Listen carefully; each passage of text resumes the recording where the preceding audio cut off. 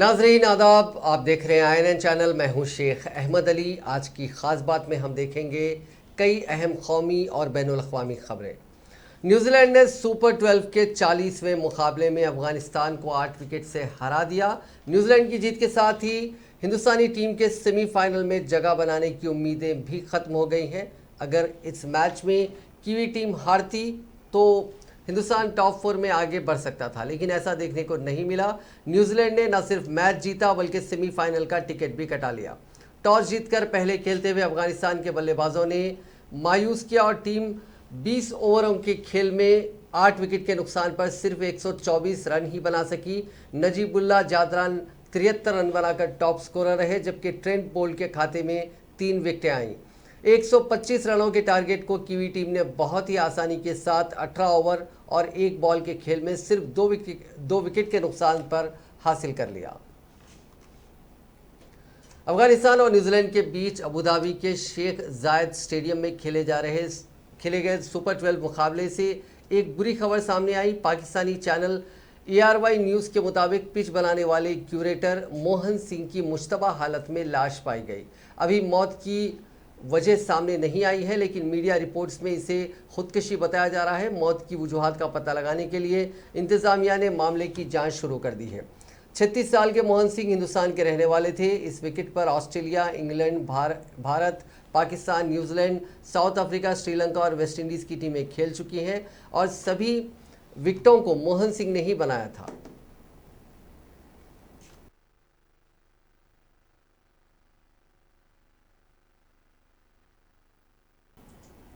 Punjab cricket stadium Mohali में curator बनने की ट्रेनिंग के बाद सितंबर 2004 में मोहन अबू धाबी आए थे, जहां वो 1994 से ग्राउंड सुपरवाइज़र के तौर पर काम कर रहे थे। वहां वो टेनिस समेत कई दीगर खेलों में कोचेस के हेल्प भी करते थे। क्रिकेट पर अपना ध्यान मरकूज करने से पहले उनको तैराकी का भी शौक था।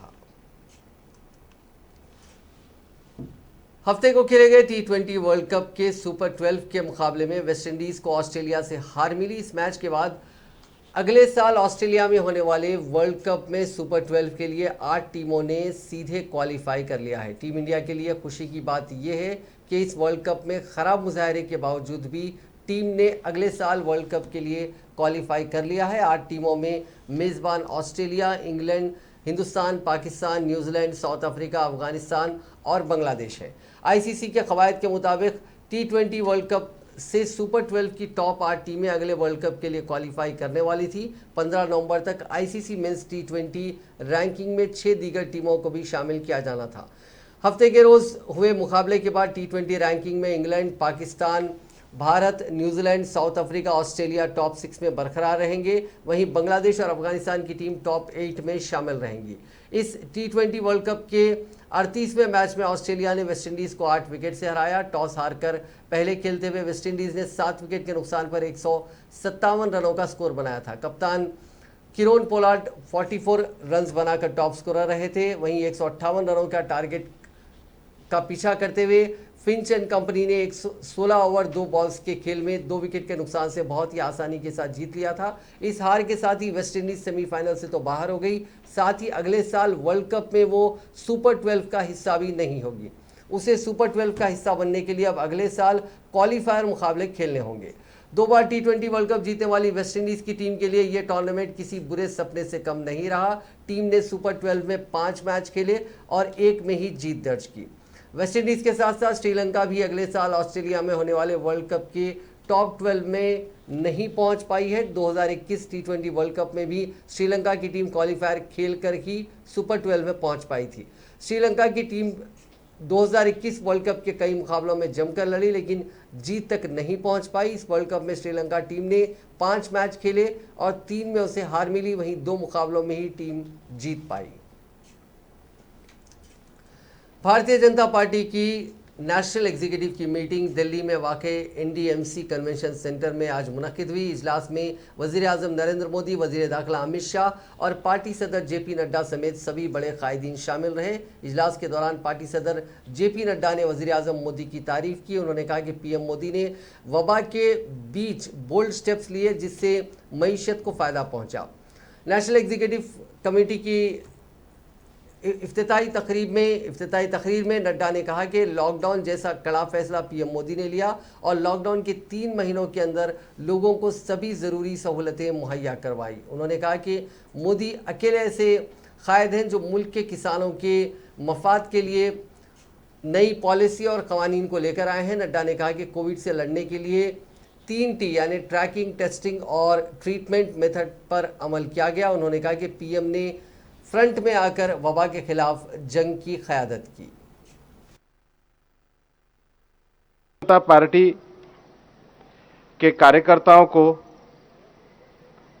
सामान्य आदमी के मन के विश्वास का सेतु बनना चाहिए, become a bridge of faith for common man.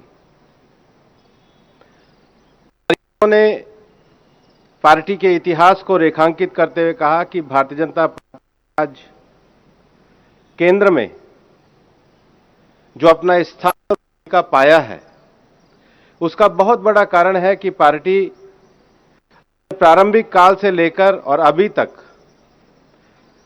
सामान्य व्यक्ति के साथ हमेशा जुड़ी हुई रहती है।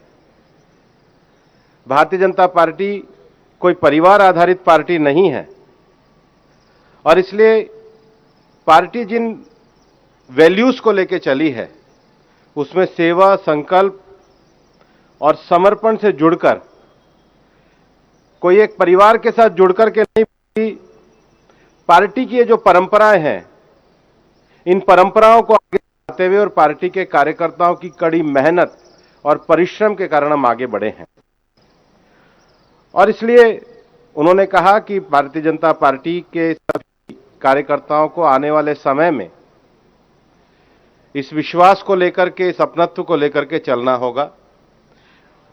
और 19 महीने के इस कार्यकाल में जो कोविड वाला एक समय गुजरा है, उसमें भारतीय जनता पार्टी के राष्ट्रीय अध्यक्ष माननीय जगत प्रकाश नड्डा जी के नेतृत्व में केवल राजनीति नहीं बल्कि सेवा परमो धर्म, ने सेवा को अपने काम का आधार बनाया।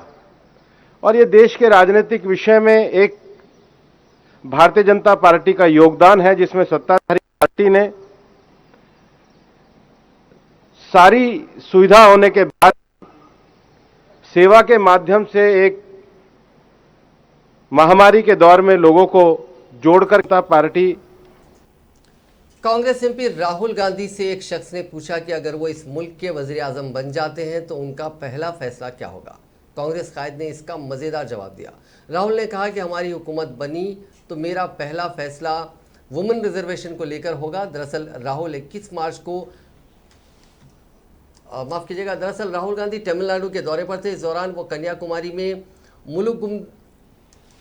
मुलुगुमुदन के सेंट जोसेफ स्कूल भी गए थे। यहाँ उन्होंने स्टूडेंट्स के साथ एक ट्रेडिशनल डांस में हिस्सा लिया। वहीं स्टूडेंट्स दिवाली के मौके पर राहुल से मिलने दिल्ली आए थे। दिवाली के दिन इस मुलाकात को राहुल गांधी ने खास बना दिया। कांग्रेस एमपी ने इन स्टूडेंट्स के साथ डिनर किया। इसके बाद उन्होंने इसका एक वीडियो सोशल मीडिया पर भी पोस्ट किया। इस दौरान प्रियंका गांधी भी मौजूद थी। वीडियो में डिनर के दौरान जब राहुल गांधी से एक शख्स ने पूछा कि हुकूमत बनी तो वज़ीर आज़म के तौर पर पहला फैसला क्या करेंगे, तो राहुल कहते हैं कि वुमेन रिजर्वेशन देंगे। स्टूडेंट से बातचीत के दौरान राहुल गांधी ने कहा कि अगर कोई मुझसे पूछे कि आप अपने बच्चे को कौन सी एक चीज़ सिखाएंगे तो मैं कहूँगा विनम्रता, यानी बहुत शाइस्तगी से बात करना और सबसे बेहतर तरीके से पेश आना। राहुल गांधी ने तुलबा से ये भी पूछा कि वो डिनर में क्या लेना चाहते हैं। इसके बाद वो अपने ऑफिस स्टाफ को खुद तजवीज़ देते नज़र आ रहे हैं कि क्या यहाँ छोले भटूरे खाने का इंतज़ाम किया जा सकता है। राहुल गांधी ने इसका वीडियो अपने ट्विटर हैंडल से ट्वीट किया, जिसमें वो कई लोगों के बीच नज़र आ रहे हैं। Hello, how are you? Somebody found a chain of the birth, so thinking that this is the emergency police chain. I really appreciate you and your sister's participation in the struggle of the farmers. It was really showing that you are oneness with the people. What will be the first government order you will be publishing as soon as you become a Prime Minister? I would give women's reservation. If somebody asked me what would you teach your child one thing, I would say humility. Because from humility, you get understanding. And what is the dinner plan? They make us some arrangement there. Can we arrange chola bhatura dinner here?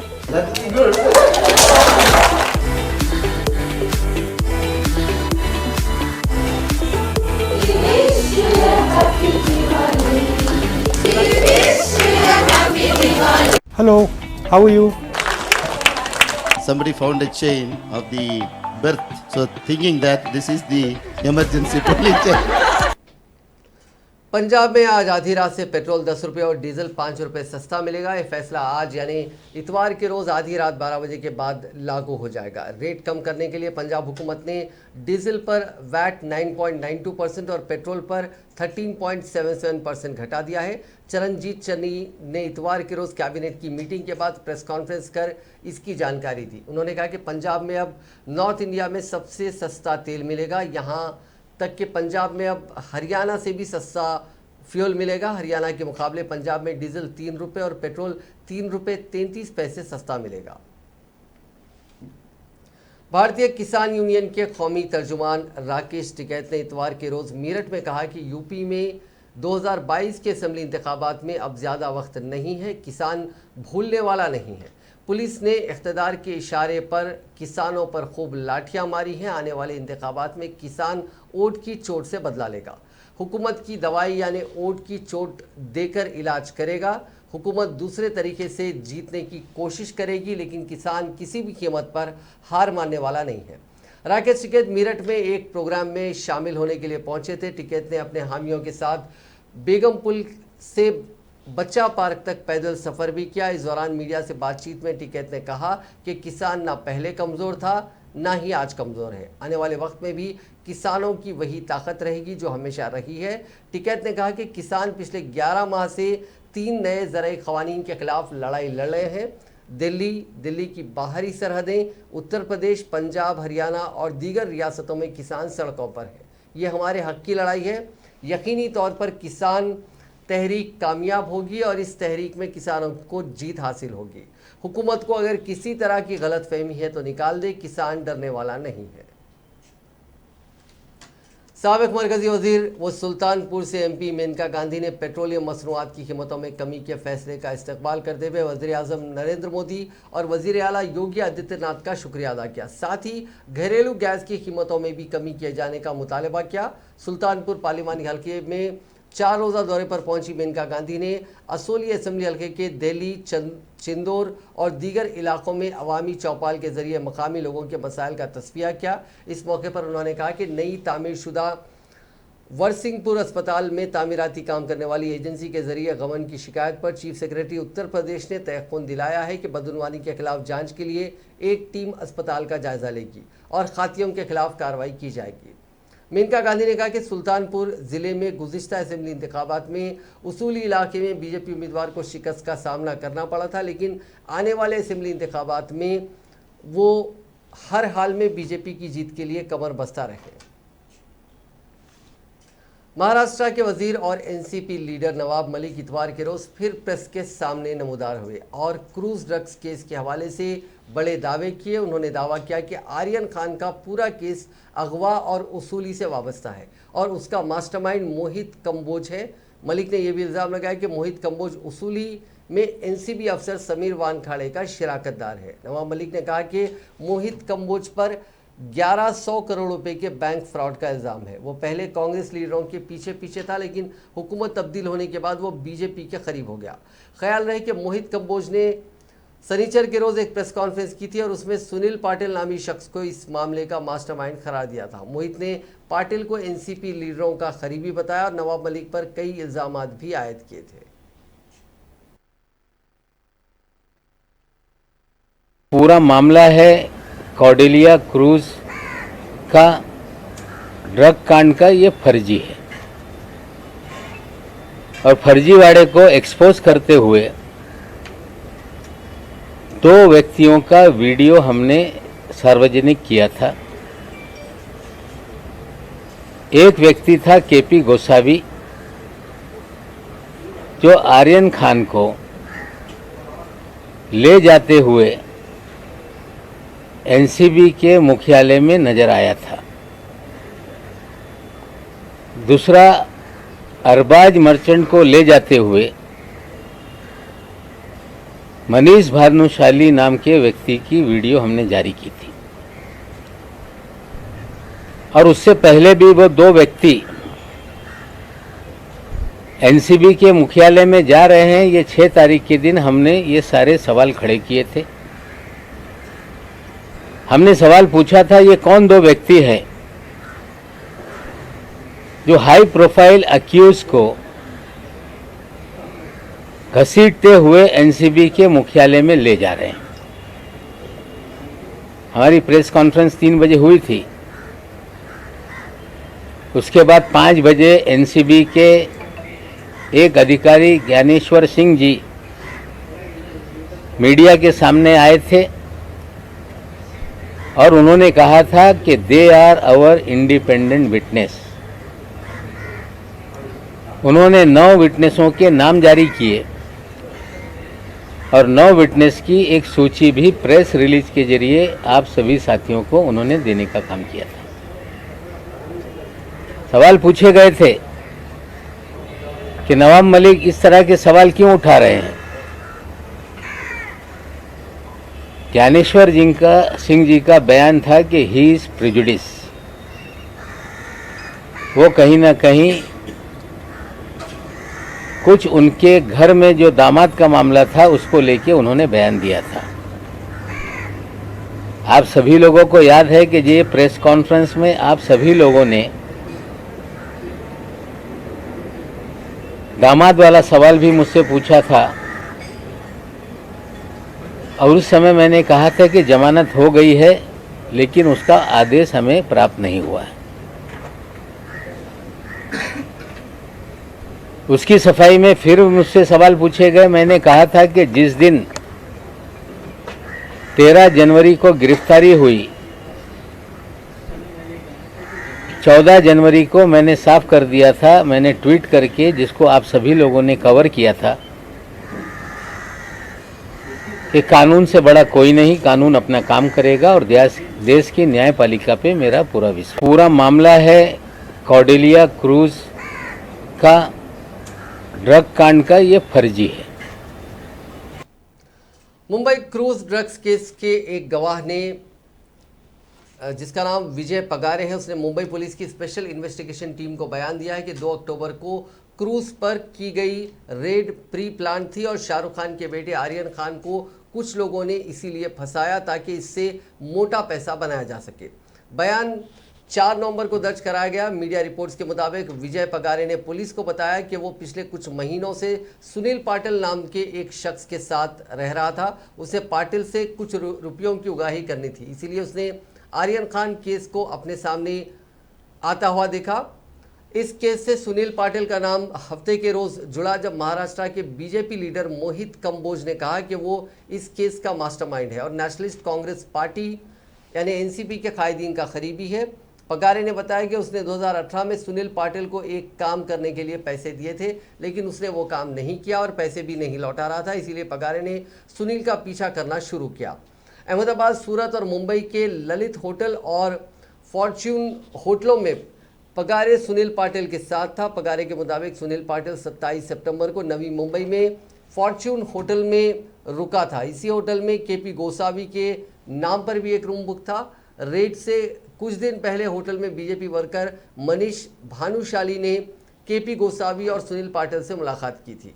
Hotel के कमरे में मनीष भानुशाली ने सुनील पाटिल को किस करते हुए कहा कि बड़ा काम हो गया, अब हमें अहमदाबाद के लिए निकलना है, लेकिन पगारे को अपने साथ लेकर मत चलना। पगारे ने बताया कि इस वक्त उसे पता नहीं था कि वो किस बारे में बात हो रही है। 3 अक्टूबर को मनीष भानुशाली नवी मुंबई में अपने होटल रूम में लौटा और यहाँ उसने विजय पगारे से मुलाकात की। उसने पगारे को बताया कि वो अपना पैसा लेने के लिए आए। इसके बाद दोनों एनसीबी ऑफिस गए। पगारे ने बताया कि रास्ते में भानुशाली ने फ़ोन पर बात करते हुए वक्त पूछा, सैम और मयूर का नाम लिया। भानुशाली ने यह भी कहा कि गोसावी का फ़ोन बंद आ रहा था और इस बात का अंदेशा था कि वो पैसे लेकर फरार हो गया है। हरियाणा हुकूमत की जानिब से निजी मुलाजमतों में मकामी लोगों को 75% रिजर्वेशन फराहम करने वाले कानून के नोटिफिकेशन के बाद जहां मकामी लोग खुश हैं, वहीं कई इदारे और अफराद नाराज़ भी हैं। इंडिया इंक ने हफ्ते के रोज़ कानून साजी की दोबारा जांच का मुतालबा करते हुए दावा किया कि इससे मल्टीनेशनल कंपनियों को रियासत छोड़ना पड़ सकता है, जिसका असर रियासत पर पड़ेगा। सनती ग्रुपों ने कहा कि रिजर्वेशन मुसाविकत को कम करता है और तजवीज़ की कि रियासती हुकूमत सनत को 25% सब्सिडी फराहम करे ताकि हर मकामी मुलाजिम के लिए तरगीब हो। एक न्यूज़ पोर्टल पर शाये खबर के मुताबिक कन्फेडरेशन ऑफ इंडियन इंडस्ट्री ने सख्त रद्द-ए-अमल का इजहार करते हुए कहा कि ऐसे वक्त में जब रियासती सतह पर सरमायाकारी को राग़िब करना ज़रूरी है, हुकूमतों को सनत पर पाबंदियाँ नहीं लगानी चाहिए। रिजर्वेशन पैदावारी सलाहियत और सनत की मुसाबिकत को मुतासिर करता है। वो हम उम्मीद करते हैं कि हुकूमत कानून साजी को दोबारा देखेगी या कम से कम इस बात को यकीनी बनाएगी कि कानून मुनसिफाना हो।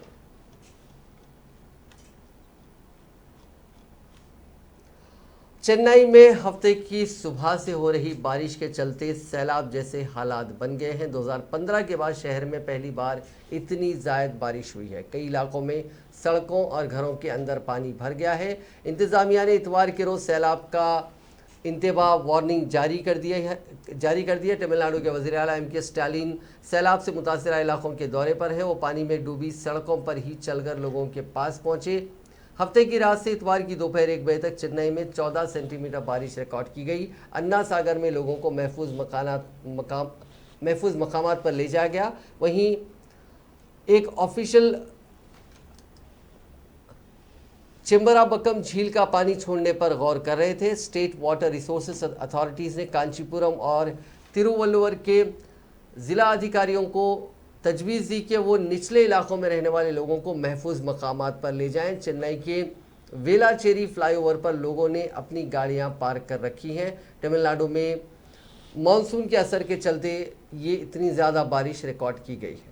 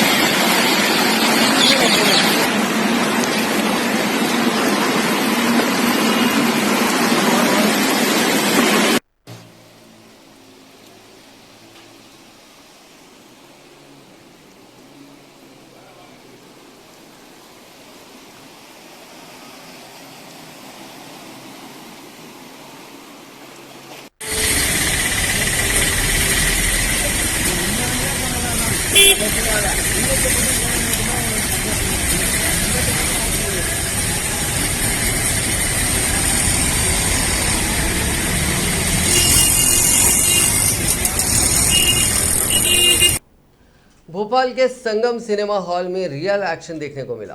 फिल्म सूर्यवंशी का आखिरी शो चल रहा था।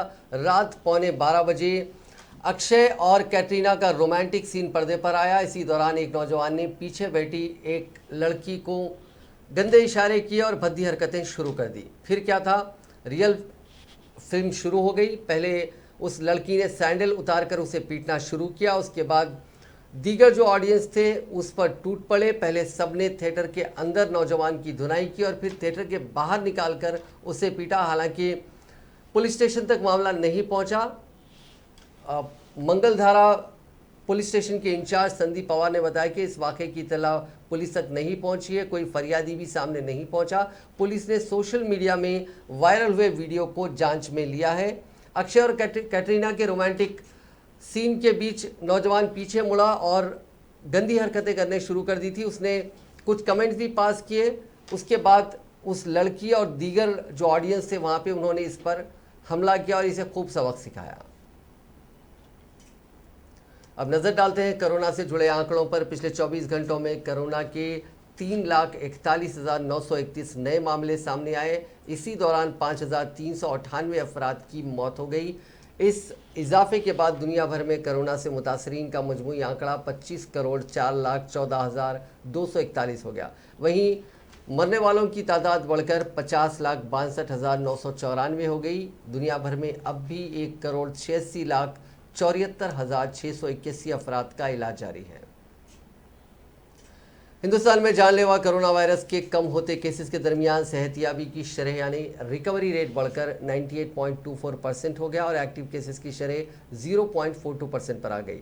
दरिया असना हफ्ते को मुल्क भर में 28,40,174 अफराद को कोरोना से बचाव के टीके लगाए गए और अब तक 1,08,21,66,365 अफराद को कोरोना से बचाव के टीके लगाए जा चुके हैं। इतवार की सुबह मरकजी वजारत सेहत की तरफ से जारी करदा ताज़ा तरीन आदाद-ओ-शुमार के मुताबिक गुज़िश्ता 24 घंटों के दौरान मुल्क में हलाकत खैज कोरोना वायरस के 10,853 नए केसेस सामने आए हैं और 12,432 मरीज सेहतियाब होने के बाद अब तक इस वबा को शिकस्त देने वाले लोगों की मजमूई तादाद 3,37,49,900 हो गई। मुल्क में एक्टिव केसेस घटकर 1,44,845 हो गए हैं। इसी अरसे में 526 मरीजों की मौत के बाद हलाकतों की तादाद बढ़कर 4,60,791 हो गई।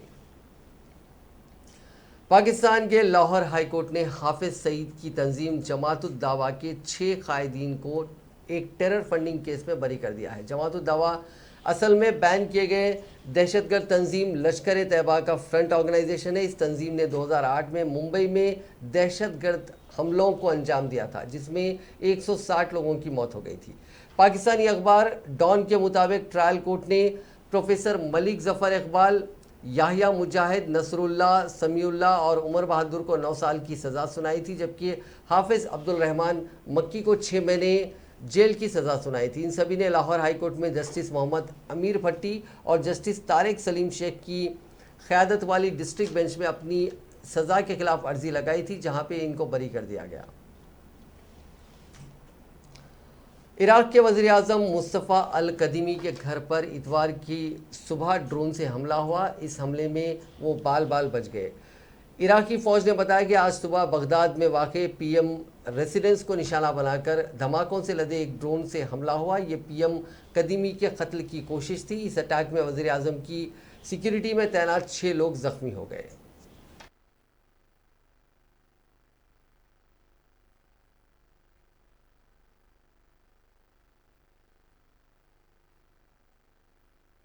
बिस्मिल्लाह रहमान रहीम।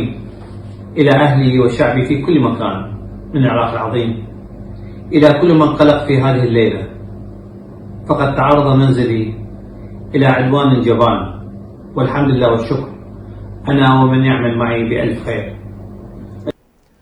मेक्सिको में एक ट्रांसपोर्ट ट्रक ने टोल बूथ और 6 दूसरी गाड़ियों को टक्कर मार दी, जिसमें 19 लोगों की मौत हो गई और 3 जख्मी हैं। बताया जा रहा है कि ट्रक का ब्रेक फेल होने की वजह से यह हादसा पेश आया। मेक्सिको सिटी के पुएब्ला से जोड़ने वाले हाईवे पर टक्कर के फौरी बाद ही शदीद आग लग गई। आग इतनी शदीद थी कि टोल बूथ और गाड़ियां जलकर खाक हो गईं।